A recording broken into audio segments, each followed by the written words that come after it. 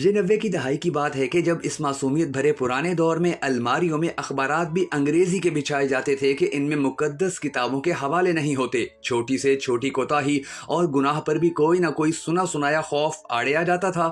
زمین پر نمک یا مرچیں گر جاتی تھیں تو ہوش و حواس اڑ جاتے تھے کہ قیامت والے دن آنکھوں سے اٹھانی پڑیں گی۔ فقیروں اور گداگروں کو پورا محلہ جانتا تھا اور گھروں میں ان کے لیے خصوصی طور پر کھلے پیسے رکھے جاتے تھے۔ محلے کا ڈاکٹر ایک ہی سورنج سے ایک دن میں 50 مریضوں کو ٹیکے لگاتا تھا، لیکن مجال ہے کسی کو کوئی انفیکشن ہو جائے، جرکان یا شدید سر درد کی صورت میں مولوی صاحب ماتھے پر ہاتھ رکھ کر دم کر دیا کرتے تھے اور بندے بھلے چنگے ہو جاتے تھے۔ گھروں میں خط آتے تھے اور جو لوگ خط پڑھنا نہیں جانتے تھے وہ ڈاکیے سے خط پڑھواتے تھے۔ ڈاکیا تو گویا گھر کا ایک فرد شمار ہوتا تھا، وہ خط لکھ بھی دیتا تھا، پڑھ بھی دیتا تھا اور لسی پانی پی کر سائیکل پر یہ جا وہ جا۔ امتحانات کا نتیجہ آنا ہوتا تو نصر من اللہ فتح و قریب پڑھ کر گھر سے نکلتے تھے اور خوشی خوشی پاس ہو کر واپس آ جاتے تھے۔ یہ وہ دور تھا جب لوگ کسی کی بات سمجھ کر اوکے نہیں ٹھیک ہے کہا کرتے تھے۔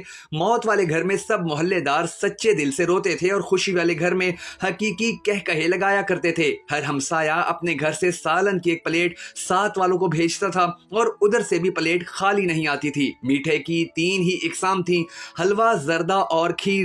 آئس کریم دکانوں سے نہیں بلکہ لکڑی کی بنی ریڑیوں سے ملتی تھی جو میوزک نہیں چلایا کرتی تھی۔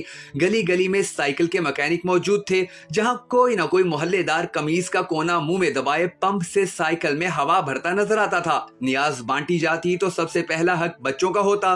دودھ کے پیکٹ اور دکانیں تو بہت بعد میں وجود میں آئیں، پہلے تو لوگ بہانے سے ہی دودھ لے جایا کرتے تھے۔ یہ وہ زمانہ تھا کہ گفتگو ہی گفتگو تھی، باتیں ہی باتیں تھی اور وقت ہی وقت تھا۔ گلیوں میں چارپائیاں بچھی ہوتی، محلے کے بابے حقہ پی رہے ہوتے اور پرانے بزرگوں کے واقعات بیان کر رہے ہوتے۔ جن گھروں میں ٹی وی آ چکا تھا انہوں نے اپنے دروازے محلے کے بچوں کے لیے ہمیشہ کھلے رکھے۔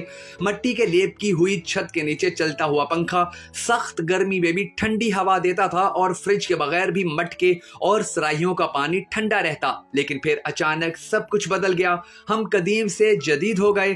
اب باورچی خانہ سیڑھیوں کے نیچے نہیں ہوتا، کھانا بیٹھ کر نہیں پکایا جاتا، دسترخوان شاید ہی کوئی گھر استعمال کرتا ہو۔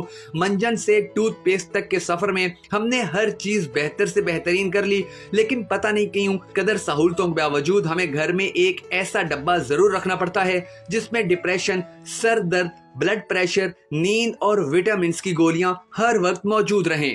یہی وجہ ہے کہ آج ہم سب نہ صرف بہت ساری مشکلات کا شکار ہیں بلکہ اس کے ساتھ ساتھ ہمیں سمجھ ہی نہیں آتی کہ ہمیں بیماریاں کس طرح سے لگ جاتی ہیں اور کتنی شدت کی لگتی ہیں۔ ہم سب کو اللہ تبارک و تعالیٰ کے حضور گڑ گڑا کر یہ دعا کرنی ہے کہ اے ہمارے پروردگار، ہمارے حالات کے اوپر رحم فرما۔ ہم نے ترقی کے راستے پر چلتے ہوئے اپنا بہت کچھ کھو دیا ہے اور مستقبل میں ہم اب مزید کچھ نہیں کھو سکتے۔ اے ہمارے پروردگار، ہمیں دوسروں کا درد محسوس کرنے کی توفیق عطا فرما تاکہ ہماری آج کی پریشانیاں، درد اور تکلیفیں کم ہو سکیں۔